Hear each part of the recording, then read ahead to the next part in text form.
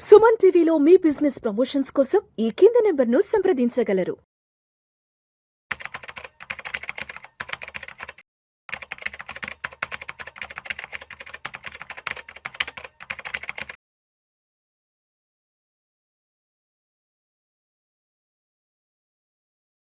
Suman TV ప్రేక్షకులకు స్వాగతం. నేను doctor Anil Kumar Bachchu, certified financial ప్లానర్ని. 8th జనవరి గురువారం రోజు వెండి ఎలా ఉంది? ఎందుకంటే వెండికి ఒక మంచి ర్యాలీ వచ్చింది లాస్ట్ 1 year నుంచి.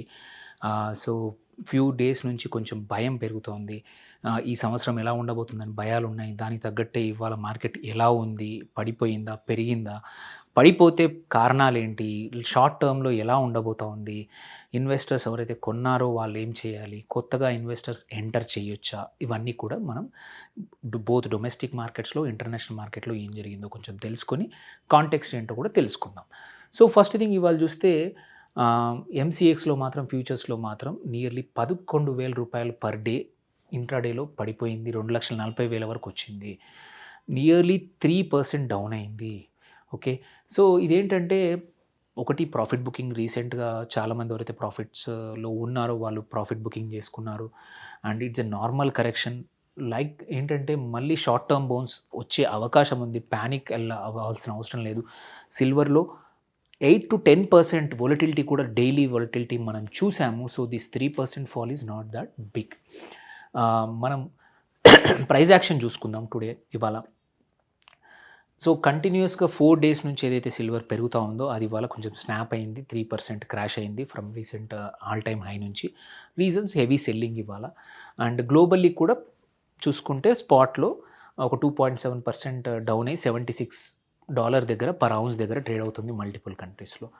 కొన్ని కేసుల్లో మాత్రం చైనా లాంటి ప్లేస్లో 82, 83 దగ్గర కూడా ట్రేడ్ అవుతూ ఉందన్నమాట. సో ఇక్కడ కామెక్స్ యూఎస్లో చూసుకుంటే 79 దగ్గర కీ రెసిస్టెన్స్ ఉంది. హర్డిల్ 82 దగ్గర ఉంది.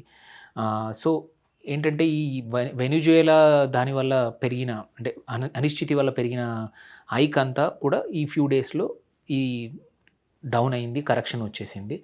సో బట్ ఇంపార్టెంట్ థింగ్ ఏంటంటే కొన్ని థింగ్స్ మర్చిపోకూడదు ఇన్వెస్టర్స్కి. ఏంటంటే profit booking is one reason.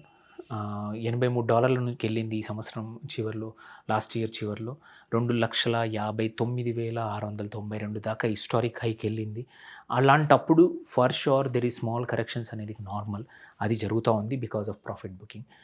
Global cues దీనివల్ల స్ట్రాంగర్ యూఎస్డి, ఎన్ని రోజులు మనం వీకర్ యూఎస్డి అని మాట్లాడాము. కొంచెం అమెరికా ఇప్పుడు చేస్తున్న పరిస్థితుల వల్ల అమెరికన్ డాలర్ మళ్ళీ స్ట్రాంగ్ అయ్యే అవకాశాలు ఉంది. అలాంటప్పుడు కూడా కొన్ని కంట్రీస్కి మనకు ప్రైస్ పెరిగే అవకాశం ఉంది.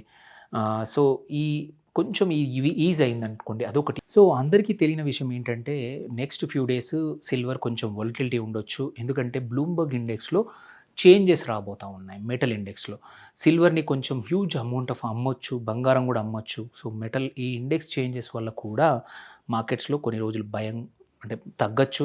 బట్ ఇన్వెస్టర్స్ ఎవరైతే లాంగ్ టర్మ్ కోసం కానీ ఇన్వెస్ట్ చేద్దాం అనుకున్న వాళ్ళు భయపడాల్సిన అవసరం లేదు. ఎందుకంటే చైనీస్ డిమాండ్ కానీ అది తగ్గలేదు. వేరే చోట కూడా ఫిజికల్గా prices to the trading price huge difference ఉంది. అవి ఎప్పుడో ఒకప్పుడు ఒక దగ్గరికి రావాల్సిందే. అండర్లైన్ పరిస్థితులు మారలేదు కాబట్టి ఈ 1 or 2 days ఈ స్ట్రక్చరల్ చేంజెస్ వల్ల ఏమన్నా ఇష్యూ వచ్చినా ఇన్వెస్టర్స్ భయపడాల్సిన అవసరం లేదు. Silver will be in bullish mode for some more time. ఈ చిన్న చిన్న చేంజెస్, కరెక్షన్స్ అనేది నార్మలే మనం చూసాము ఈ సంవత్సరం.